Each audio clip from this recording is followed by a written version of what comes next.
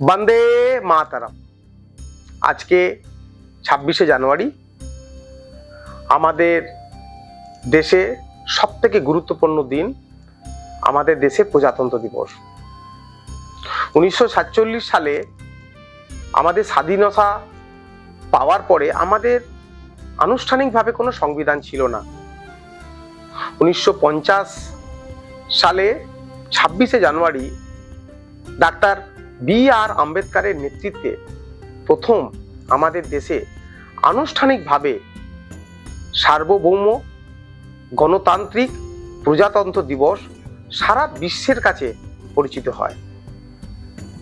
আসুন আজকে এই প্রজাতন্ত্র দিবসে আমরা প্রতিশ্রুতি নিই, আমরা মনুষ্যত্ব ধর্ম, কাজের ধর্ম, কর্ম হচ্ছে আমাদের ধর্ম।